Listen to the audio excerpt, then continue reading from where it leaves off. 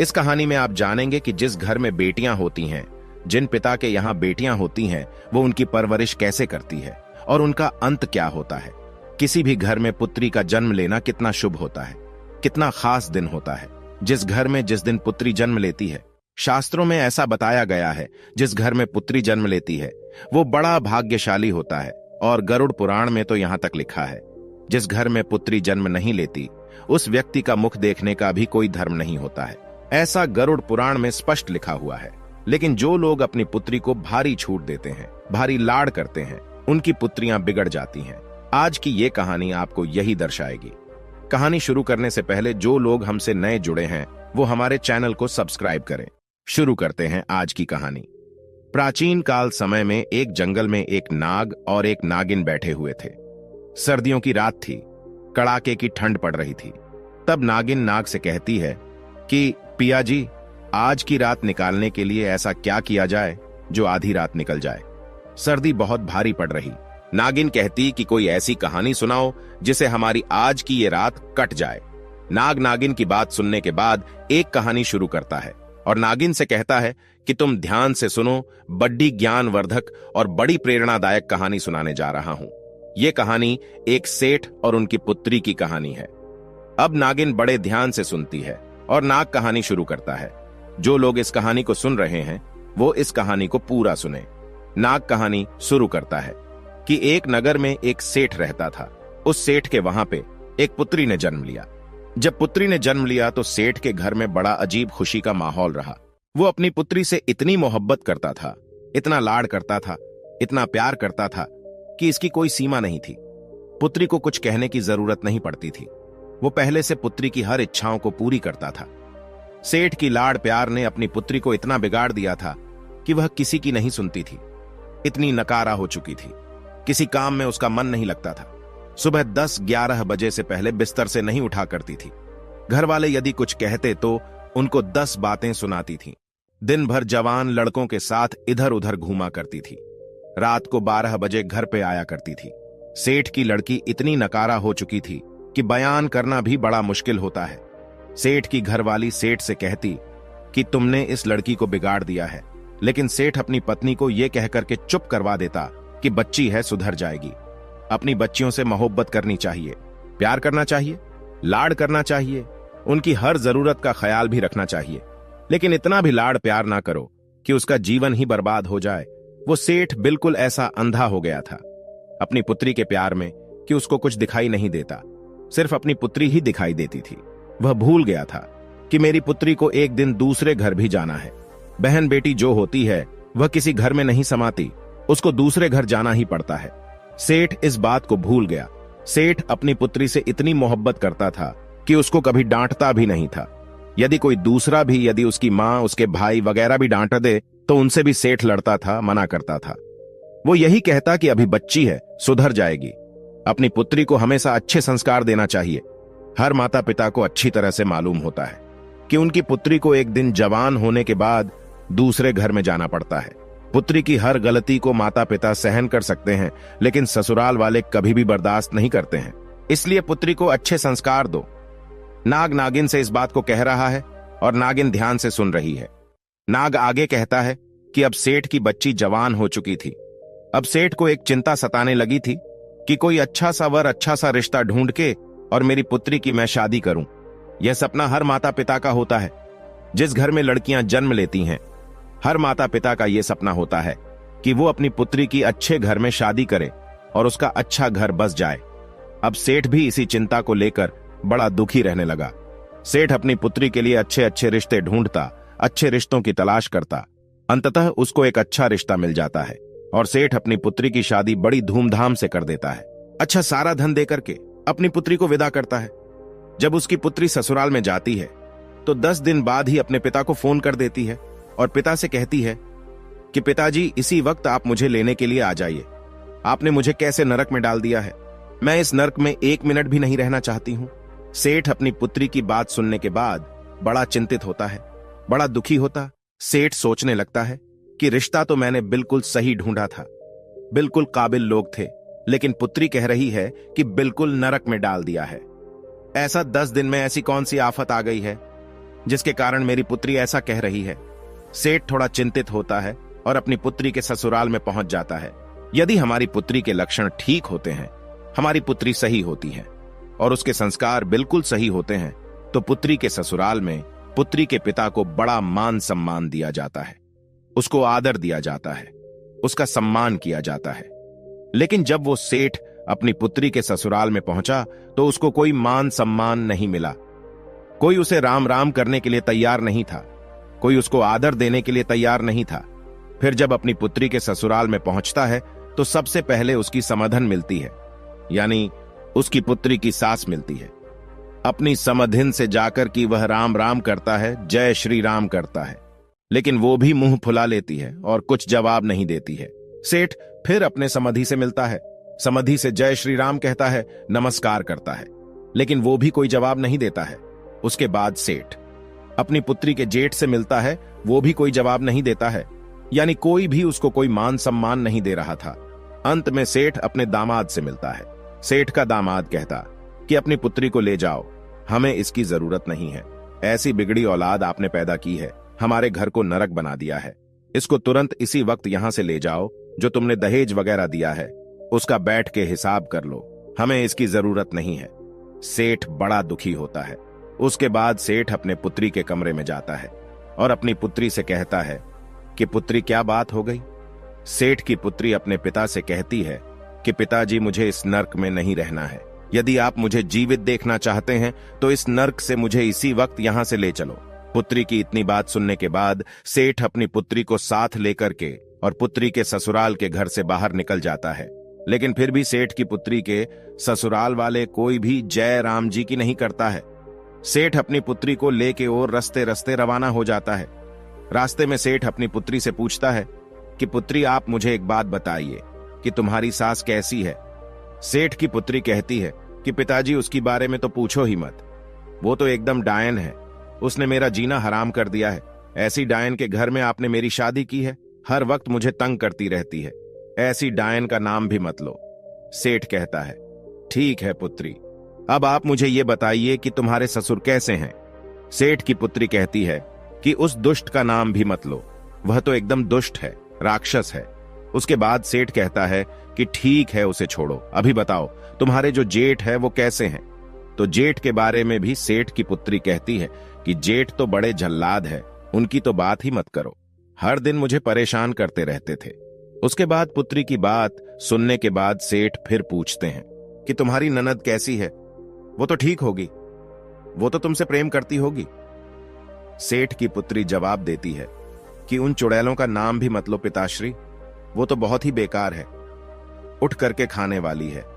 सेठ अपनी पुत्री की बात सुनने के बाद फिर पूछता कि ये बताइए कि तुम्हारे पति कैसे हैं, हमारे जमाई साहब कैसे हैं, वो तो तुमसे बेहद प्रेम करते होंगे। सेठ की पुत्री कहती है कि वो तो यमदूत है, पूरा यमराज है, उसका तुम नाम मत लो, बड़ा दुष्ट इंसान है, उसने तो मेरा जीना हराम कर दिया है, रात दिन मुझे मारता पीटता था, एक बात मेरी नहीं सुनता था। सेठ अपनी पुत्री की बात को सुनने के बाद अंत में सेठ पूछता है कि अभी ये बताइए कि तुम्हारे मोहल्ले वाले कैसे हैं। सेठ की पुत्री जवाब देती है कि पिताश्री, मोहल्ले वालों के बारे में भी कुछ ना पूछो, वो लुच्चे लफंगे बदमाश है, पूरा मोहल्ला खराब है। अब सेठ बड़ा दिमागधारी था, सेठ भी समझ गया था कि एक इंसान खराब हो सकता है, दो इंसान खराब हो सकते हैं। अरे हो सकता है मेरी पुत्री के ससुराल वाले खराब हो, लेकिन मोहल्ले वाले तो खराब नहीं हो सकते, इसलिए दोष मेरी पुत्री में है, मेरी पुत्री के ससुराल वालों में नहीं। सेठ इस बात को समझ जाता है कि सारा नतीजा मेरी लाड़ प्यार का है। यदि मैं अपनी पुत्री को इतना लाड़ प्यार नहीं करता, उसको अच्छे संस्कार देता, तो ये नौबत खड़ी नहीं होती। सेठ चुपचाप अपनी पुत्री को लेकर के अपने घर आ जाता है। जैसे ही सेठ की पुत्री अपने घर में कदम रखती है तो उसकी जो भाभियां थीं वो भी मुंह फुला लेती है। सेठ की पुत्री सोचने लगती है कि मेरी भाभी आज मुंह क्यों फुला रही है, हर रोज मेरे से बड़ा प्रेम किया करती थी, मीठी मीठी बातें करती थी, मगर आज मुझे देखकर मुंह फुला रही है। वो अपनी भाभी से जाके पूछती है कि ऐसी क्या बात है, तुमने मुझे देखकर मुंह क्यों फुला लिया। तो वह कहती है कि मुंह नहीं फुलाओ तो क्या करूं, तुम्हारी शादी कर दी, तुम्हें ससुराल भेजा था, लेकिन तू फिर से मेरी छाती पर मूंग दलने के लिए आ गई हो, इसलिए आज के बाद तुम मेरे से बात मत करना। उसकी भाभी उसको फटकार देती है। अब इतनी बात सुनने के बाद उससे उस घर में कोई बात नहीं करता, सिर्फ उसके पिता के सिवा सिर्फ उसका पिता ही उससे बात करता। अब वो धीरे धीरे बड़ी दुखी हो जाती है। धीरे धीरे उसकी आंखें खुलने लगती हैं। काफी समय निकलने के बाद कोई उससे बात नहीं करता, बड़ी दुखी रहती। वो जब भी घर से बाहर निकलती तो उसकी सहेलियां उससे हर बार यही पूछती कि तुम अकेली कैसे आ गई हो, जीजा जी कहाँ हैं। कोई पड़ोसी मिलता तो वह भी इसी बात को पूछता कि तुम अकेली कैसे आ गई हो, तुम्हारे जमाई कहाँ हैं। ऐसे ताने सुन सुनकर वो बड़ी दुखी रहने लगी। मंदिर में जाती तो मंदिर में भी लोग इसी बात को पूछते। सभी मोहल्ले वालों की जबान पे यही बात रहती कि भला सेठ की पुत्री अकेली आ गई है, नई नई शादी की थी, हो सकता है इनका तलाक होने वाला है। सेठ को भी हर बार यही ताने सुनने पड़ते और सेठ की पुत्री को भी हर बार यही ताने सुनने पड़ते। इन्हीं तानों से सेठ की पुत्री बड़ी दुखी रहने लगी। अब उसको धीरे धीरे ये ज्ञान हो गया था कि सारी गलती की जड़ मैं हूं और मेरी गलती की वजह से आज मेरे पिता का सर भी नीचे झुक गया है। लेकिन अपने ससुराल में वो जाने के लिए तैयार नहीं थी। वो यही कहती थी कि पिताजी, इससे अच्छा तो ये होता कि मैं कुंवारी रह जाती। यदि आप मेरी शादी नहीं करते तो बहुत ही अच्छा होता। काफी समय निकलने के बाद सेठ अपनी पुत्री के कमरे में जाता है और अपनी पुत्री को देखता है तो वो बड़ी चिंतित, बड़ी दुखी दिखाई देती है। सेठ अपनी पुत्री के पास जाता है और कहता है कि पुत्री, क्या बात है, आज बड़ी दुखी दिखाई दे रही हो। सेठ की पुत्री कहती है कि पिताश्री, मैं बड़ी दुखी हूं। यदि आप मेरी शादी नहीं करते तो मैं बहुत सुख से रहती, लेकिन मेरी शादी करके आपने मुझे दुखों के सागर में ढकेल दिया है। अब मैं ऐसा क्या करूं? ससुराल वाले सभी नरक के समान हैं। ससुराल में जाऊंगी तो कैसे जाऊं? और जो मेरे परिवार वाले हैं, मेरे पीहर वाले हैं, कोई मुझसे बात नहीं करता, सिर्फ आपके। मां भी बात नहीं करती, भौजाई भी बात नहीं करती, भाई बात नहीं करते, सभी मेरे से नफरत करने लगे हैं।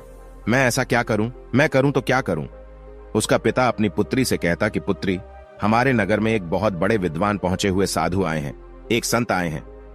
तुम्हारी समस्या को लेकर मैं उनके पास गया था तो उन्होंने मुझे एक उपाय बताया है। यदि तुम इस उपाय को करती हो तो 6 महीने के अंदर तुम्हारे सभी ससुराल वाले तुम्हारी मुट्ठी में होंगे और तुम्हारे इशारे पर नाचेंगे। इतनी बात पिता की सुनकर वो लड़की बड़ी खुश होती है। कहती है, पिताश्री, 6 महीने में मेरी मुट्ठी में आ जाएंगे। बोले, हाँ, 6 महीने में तुम्हारी मुट्ठी में आ जाएंगे। तो कहती हैं कि पिताश्री, वो उपाय मुझे जल्दी से बताइए। मैं उपाय को जरूर करूंगी। उस लड़की का पिता अपनी पुत्री को उपाय बताता है और कहता है कि 6 महीने तक एक मंत्र का जाप करना है और तपस्या करनी है। यदि तुम इस कार्य को करती हो तो मात्र 6 महीने में तुम्हारे सभी ससुराल वाले, तुम्हारे पति, तुम्हारे जेठ, तुम्हारे ससुर, तुम्हारी सास, सभी तुम्हारी मुट्ठी में होंगे और तुम्हारे इशारे पर नाचेंगे। जैसा तुम कहोगी वैसा ही होगा। तुम उस घर की रानी बन जाओगी, तुम उस घर की मालकिन बन जाओगी। पुत्री बड्ढी खुश होती है, लेकिन कहती कि पिताजी, ये तंत्र मंत्र वाला काम मेरे से नहीं होता है, कोई सादा सुगम रास्ता मेरे को बताइए। सेठ फिर कहता कि ठीक है पुत्री, यदि तुम मंत्र का जाप नहीं कर सकती तो मंत्र का जाप मैं करूंगा, तुम सिर्फ साधना कर लेना। पुत्री कहती कि साधना कैसे की जाती है? सेठ बताता है कि साधना आपको इस तरीके से करनी है, तुम्हें 6 महीने तक बिल्कुल मौन रहना है। तुमसे कोई भी कुछ कहे बिल्कुल जवाब नहीं देना है, हर इंसान की बात को सुननी है, हर इंसान के पैर को छूना है, यही साधना होती है। सेठ की पुत्री कहती कि पिताश्री, मात्र 6 महीने में हो जाएगा ना, इससे ज्यादा मेरे से नहीं हो पाएगा। लेकिन सेठ कहता है कि हाँ, बिल्कुल 6 महीने में हो जाएगा। सेठ की पुत्री तैयार हो जाती है। सेठ अपनी पुत्री को लेके फिर से पुत्री के ससुराल में जाता है। जैसे सेठ पुत्री के ससुराल में जाता है तो सामने उसे अपनी पुत्री की सास नजर आती है। वो उसे बुरी तरह फटकारती है, कहती है कि तुम पहले आए थे तभी मना कर दिया था कि तुम्हारी पुत्री की हमें जरूरत नहीं है, इसे वापस ले जाओ। ऐसी बिगड़ी हुई औलाद आपने पैदा की है, इसकी हमें जरूरत नहीं है। उसको बुरी तरह फटकारती है। कोई रामा श्यामा नहीं, कोई आदर भाव नहीं, कोई मान सम्मान नहीं। अपनी सास की ऐसी हरकतों को देखकर उस सेठ की लड़की भारी गुस्सा करती है। लेकिन सेठ अपनी पुत्री से इशारों में कहता है कि पुत्री, तुम्हें साधना करनी है, साधना का ध्यान रखो, 6 महीने तुम्हें मौन रहना है, जो भी कुछ कहे सबकी आज्ञा का पालन करना है। लेकिन फिर भी कहते हैं ना कि पुत्री का पिता हमेशा सिर झुका के रहना पड़ता है, इसलिए वह सर झुका के सारी बात को सुनता है और अपनी समधिन से कहता कि बहन जी, गलती हर इंसान से होती है, इससे भी गलती हुई, इसको एक मौका जरूर दिया जाए। अब ये सुधर गई है, अब ये ऐसा कुछ नहीं करेगी।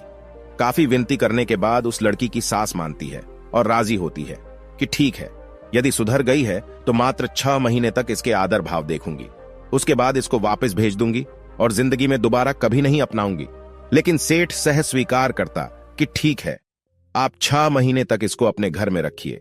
ये बिल्कुल शांत स्वभाव की हो गई है, बिल्कुल सुधर गई है। सेठ अपनी पुत्री को उसके ससुराल में छोड़ करके आ जाता है। सेठ की पुत्री अपने ससुराल में रहने लग जाती है, जाकर के अपनी सास के पांव छूती है। सास बड़ी आश्चर्यचकित होती है कि कुछ दिनों पहले तो ये बहुत भड़क रही थी, किसी की एक नहीं सुनती थी, हम पे हुकूम चलाती थी, बैठे बैठे खाती थी, लेकिन आज ये मेरे पांव कैसे पड़ रही है। वो बड़ी आश्चर्यचकित होती है। सेठ की पुत्री कहती हैं कि माँ जी, मुझे आशीर्वाद दीजिए, आपका आशीर्वाद मेरे लिए बहुत महत्वपूर्ण है। यदि आप मुझे आशीर्वाद देंगी तो मेरी साधना सफल हो जाएगी। उसकी सास उसको आशीर्वाद देती है कि ठीक है, तुम खुश रहो। अब वो अपने घर में रहने लगती है। एक दिन की बात है, अपने ससुर के लिए वो चाय बना के ले जा रही थी। जब ससुर को जैसे ही चाय पकड़ाने लगी तो कप हाथ में से छूट जाता और नीचे गिर के फूट जाता है। तभी उसका ससुर उस पर भड़क जाता है, उसको गाली गलौज निकालने लगता। कहता है कि मेरे घर से निकल जा, तुम्हारी जरूरत नहीं है, तुम बिगड़ी औलाद हो, तुम कुलक्षणी हो। इस तरह की उससे बात कहता है। अब सेठ की पुत्री मन ही मन इस बात को सोचती है कि यदि मेरे पिता मंत्र का जाप नहीं कर रहे होते तो इसी कप से मैं तेरा सर फोड़ देती। लेकिन क्या करूं, मैं साधना कर रही हूं चुप रहने की, मेरे पिता मंत्र का जाप कर रहे हैं, इसलिए तुम्हारी इतनी बात सुननी पड़ रही है। उस सेठ की पुत्री से जब भी कोई कुछ कहता उसको गुस्सा तो बहुत आता, बहुत चिड़चिड़ापन होता, लेकिन क्या करे, उनके पिता की बातें याद आ जाती कि तुम्हें 6 महीने तक साधना करनी है, चुप रहना है और मैं मंत्र जाप करूंगा। तो इसी बात को सोचकर वह चुप रह जाती, अपने गुस्से पर काबू करती। इसी तरीके से वे बड़ी मुश्किल से अपने गुस्से पर काबू पाया और धीरे धीरे उसका घर बार बसने लगा। उनको यकीन होने लगा कि अब ये सुधर गई है। बड़ी मुश्किल से उसका घर बार बसा है। 6 महीने बाद वो गर्भवती हो जाती है। 9 महीने बाद वो मां बन जाती है। अब उसकी गिरस्ती बड़े आराम से चल रही थी। इसीलिए कहते हैं कि अपनी पुत्री को बेइंतहा लाड करना, उसको सर पे चढ़ाना बड़ा खतरनाक साबित होता है।